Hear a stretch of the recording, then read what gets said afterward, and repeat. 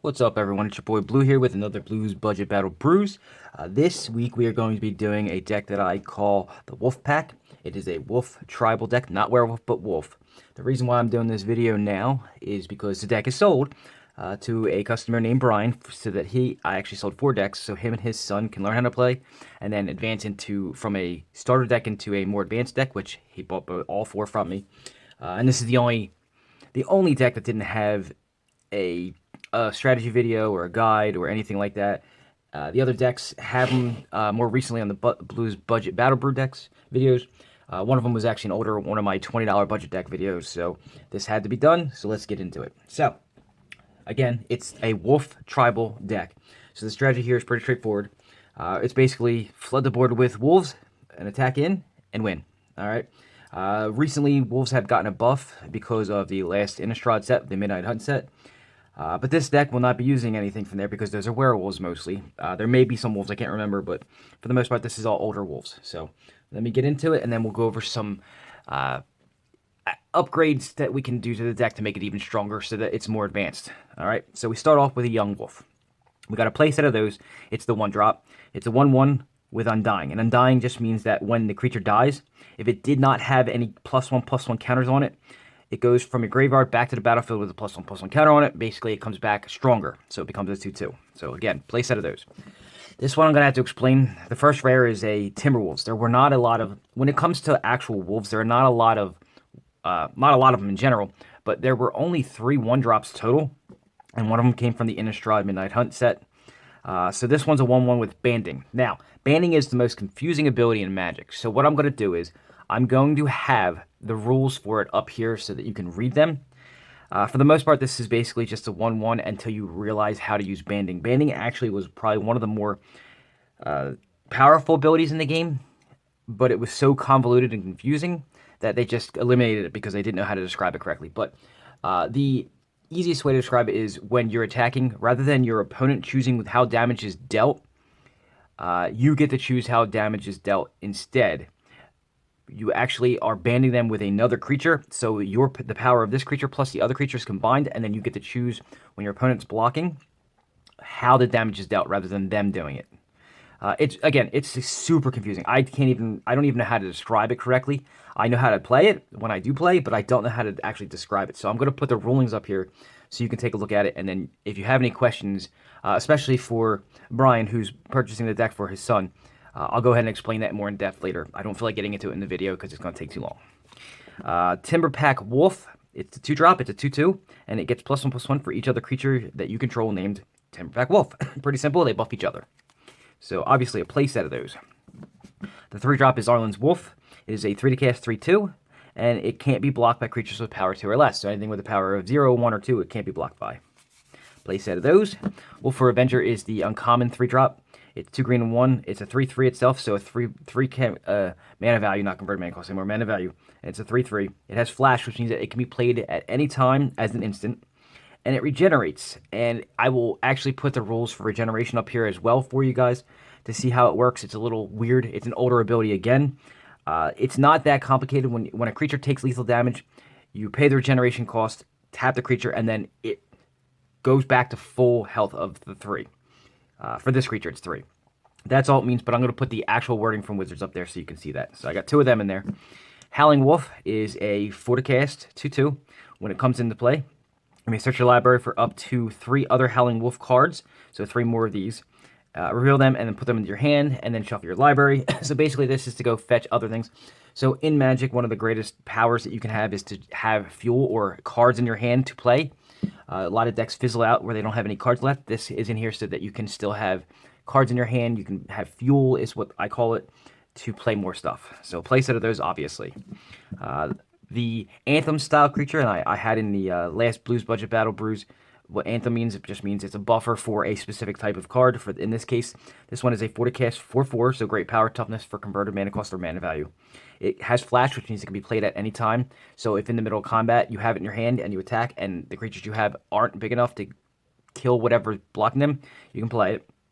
And other wolves And werewolves, and we're not putting werewolves in this deck, but other wolves you control get +1/+1. And then at the beginning of your end step, if you didn't cast a spell this turn, create a 2/2 green wolf creature token. And a creature token is basically, this is actually needed to be explained. I actually didn't know I needed to explain this, but somebody had actually asked in from another video. Creating a token just means that you create a proximity. I don't think that's the word. A facsimile? No, I don't remember the word. But so they are represented by anything you want. So they make token cards now for Magic, but at one point in time we used to use little pieces of paper or a penny or something like that, and it represents that it's a 2/2 creature. After the creatures, we go into spells. We have Adventurous Impulse. It's 1 green. It's a sorcery. It cannot be played at any time. It can only be played during main phases. Look at the top 3 cards of your library. You may reveal a creature or a land card from among them and put it into your hand, and then put the rest on the bottom of your library in any order that you would like. You get to choose the order. I got a playset of those, or I'm sorry, not a playset, that's only 2. I have a playset of Track Down. Track Down is a sorcery as well. It's 2 to cast. You scry 3, and what that means is that you look at the top 3 cards of your library. You may put them on top of your library or on bottom of your library in any order that you want. So you can take one of those cards and put it on the bottom. You can take 2 of those cards, put it on the bottom, and then take the rest of the cards, whatever you have left, and put them on top of your library in any order you wish. Then you reveal that top card that you left there, and if it is a creature or a land, you draw a card. Okay? And it's explained here on the card what scry really is. So again, a playset of those, and that's just to add fuel, to get cards in your hand so you don't run out of gas. Up next is Rabid Bite. This is one of the considered a fight card, and fight cards, basically what that means is it makes your creature deal damage equal to its power or something. Some cards do it where you just have the power of the creature dealt to another creature. Others have the other creature deal damage back. This one does not. This is the better of the options. So it says target creature you control deals damage equal to its power to target creature you don't control. And in some fight cards, the other creature deals its damage back. This one does not. This one can actually just kill another creature without taking any damage or repercussions. Up next, Ram Through. This one is an instant, so it can be done on your opponent's turn. It's 2 to cast. Target creature you control, again, deals damage equal to its power to target creature that you don't control. The difference now is that if the creature you control, the one that you chose that was yours, has the ability of trample, the excess damage is dealt to that creature's controller instead. And what that means is, if you have a creature with, say, 3 power, and you have it fight or deal its damage equal to its power to a creature with 1 toughness, the extra 2 damage will actually be dealt to the controller. Keyleth's Design. This is actually the way to win the game. It's expensive. It's a 1 green, 5 of any. It's a sorcery. Creatures you control get +X until end of turn, where X is your devotion to green. So what that means is that if you have 5 creatures on the board and each of them have 1 green pip, that's what that is. The green mana symbol, not the colorless, but the actual symbol. Your devotion is equal to whatever the board has, your board, not your opponent's, your board has. You count the amount of mana symbols on the board, and that is your devotion to that color. So your creatures will get +X equal to your devotion. There are other options I will show in the upgrade section that you can use that will actually be a little bit better than this as your kill card. Up next is an enchantment. It is 4 to cast. You enchant a creature, so you put this on top of the creature. That creature now has a permanent buff while this is in play of +4/+4. So if it was a 1/1, it's now a 5/5. When Mantle of the Wolf is put into a graveyard from the battlefield, you then create 2/2 green wolf creature tokens. So again, I told you, you put a facsimile, I think is what my brain's not working today, of it in there, like some kind of a token. And again, Magic makes token cards now, but you can use anything. You can use a penny, you can use a scrap piece of paper, you can use a piece of lint. It doesn't really matter. It just represents a 2/2 creature. So basically, when the creature dies or this gets disenchanted, this will go to the graveyard, and then you'll create 2 of them. Up next, Uncage the Menagerie. It's 2 green and X. You search your library, so you go into your library and look for specifically cards. You look for up to X. You have to pay X, so it's 2 green, and then whatever extra mana you put into it. So you pay the 2 green, and then you add whatever you want, as far as you have whatever your mana is that you can put into it or that you want to. And then you look for up to X creature cards with different names that each have a converted mana cost X. You reveal them to your opponent and put them into your hand. So here's what I'm going to tell you. So I don't have a lot of variation on the specific mana cost X. The best way to describe that is this. So if you pay 2 green and 3, you can search your library for 2 different cards that are 3 converted mana costs with different names and put them into your hand. So in case of this deck, you would probably search for, right now anyway, unless you do some upgrades, Orange Wolf and Wolf Avenger is the best example I can give to make this the most obvious way to do it. so that they're different names and have a converted mana cost. Converted mana cost basically means you take the number here, if any, and the amount of mana symbols, and you add them, and that's what a mana value, or originally called a converted mana cost, is. So that's what that means. Raised by Wolves, 2 green and 3. It's also an enchantment that goes onto a creature because it says enchant creature. When it enters the battlefield, you put 2/2 green wolf creature tokens onto the battlefield, and then the creature that this is enchanting gets +1/+1 for each wolf you control. So when this comes into play, regardless of what you have, because this deck is basically just wolves, you enchant a creature, so that's 1. It's most likely going to be a wolf. And then the 2 tokens count as wolves. So that means that the creature will automatically be getting +3/+3 just for that. Okay? 2 of them. Here's a Planeswalker, and Planeswalker's a little bit more advanced, but I'll explain as I go. It's 2 green and 4 to put out. It comes into play with this symbol is loyalty counters, so it starts with 7. It has a static ability, meaning that when this card is on the battlefield, it always has this ability is in play. It means that the entire world that you have in front of you is enchanted with each creature you control that is a wolf or a werewolf. When it comes into play, it enters with an additional +1/+1 counter on it. And that seems a little weirdly worded, but what that means is if it didn't originally come with a +1/+1 counter into play, it now does. So if it comes into play with 3, now it comes into play with 4. If it came into play with 0, it comes into play with 1. So in the instance of Young Wolf, it comes into play originally as a 1/1 with a +1/+1 counter, so the Undying doesn't work. But if you played Arlen after it died... actually, Young Wolf wouldn't work. Let's go to a different one. Let's go to Timberpack Wolf. So if it's the only creature in play, okay... I'm sorry, if it's not the only creature. If you don't have another Timberpack Wolf in play, you play it, it's a 2/2, and because Arlen is out, it's a 3/3 because it gets a +1/+1 counter, and you have to denote the counters with something. Most people use beads, okay? Another example is the Wolfear Avenger. It's a 3/3. With Arlen out, it comes into play as a 3/3 with a +1/+1 counter, meaning it comes into play as a 4/4. Okay, and counters can be removed by certain things. Black has the ability to do that. Okay, that's all that means. And then this -2 here means -2 loyalty counters. So you take 2 loyalty counters off. You can only play that once a turn during your main phase. You take 2 loyalty counters off, and you create a 2/2 green wolf creature token. Okay? Yes, what looks weird is that if you do that 3 times, it'll leave it with 1 loyalty counter. So what that means is that it stays in play until all the loyalty counters are taken off. Your opponent can do damage to a Planeswalker that will take loyalty counters off. For each damage it takes, whether it be in combat or direct damage by, say, a spell that does specifically 1, 2, 3, 4, whatever damage to either a Planeswalker or any target, it will take the counters off. Okay? And if you need more explanation, especially, Brian, if you need more help, just send me a message and I will explain more with it. Okay? And then the lands. So I start off, I don't have a lot of non-basics in here. It's mostly forests, but Cave of Temptation, it doesn't come into play tapped. You can tap it to add a colorless, so that colorless will pay for that right there, or that right there, or I'm looking for something that has, it will pay for 1 on the X, 1 on the 3. It doesn't pay for any of the green. You can pay 1 and tap it to add 1 mana of any color, so you can pay 1 of any color or 1 colorless and make it create a green. Or you can pay 4, tap it, and then sacrifice it, which means that it goes to the graveyard, and then has an effect, and then you can put 2 +1/+1 counters on target creature. Any creature, yours or your opponent's, most likely yours. But you can only activate that ability anytime you can cast a sorcery. And what that means is, instants can be cast anytime in response to anything. Sorceries can only be cast on your turn when the stack is empty, and what that means is when there's nothing else waiting to resolve. Okay? And then the rest is 18 forests, just for basic, it's a green deck, it has forests. So that is the deck in a nutshell. It's pretty basic. It's definitely meant as a starter deck for somebody like Brian to give to his son. So it's a perfect deck for that. And the good news is he told me that his son loves or likes wolves. So it worked out perfectly because I happen to have the deck. So we're going to go into some upgrades for this. This won't be necessarily possible right away. Maybe not at all in some of the cases, but I'm going to give you some of the upgrades that you can do with it. All right?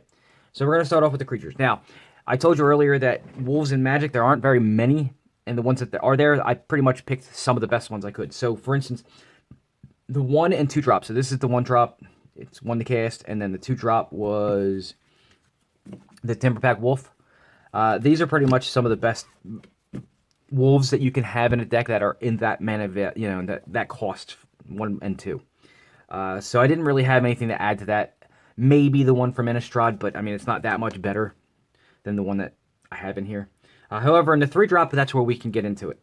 So on the 3-drops, you can actually swap out the Howling Wolves for a mythic rare that has recently been given to us in Innistrad called Primal Adversary.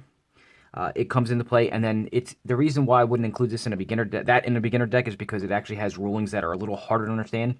It has a quasi kicker, which means that when it comes into play, you can then pay additional mana to have it do things. For this one, it gains +1/+1, and then it turns lands into 3/3 wolves.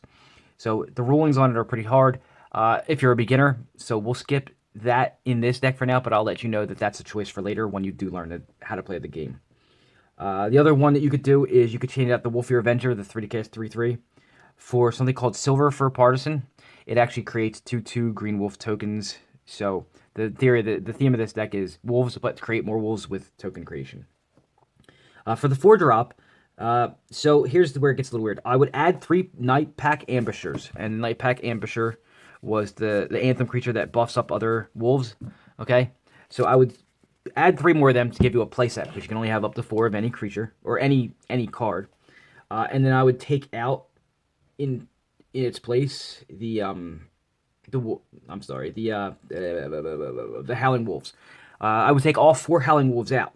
Okay, they're a great creature and they help add to your hand, but the Night Pack Ambushers are a good buff creature and they actually create tokens, so it's kind of a swap there that makes sense.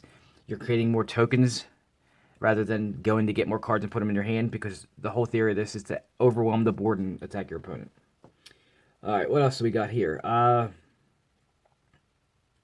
that was the creature upgrades. We're going to go past that and we're going to go into some of the spells. So I have Adventure Impulses in here.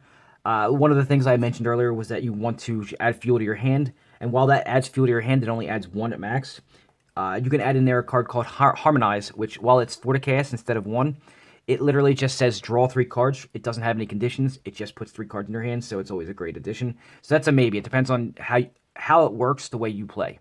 Okay. What else do we have here? Swap out the Keothas' designs. You can put in Overwhelming Stampedes. It'll make it'll give it a flat benefit, and Trample, I believe it is, and Trample is to help get damage through.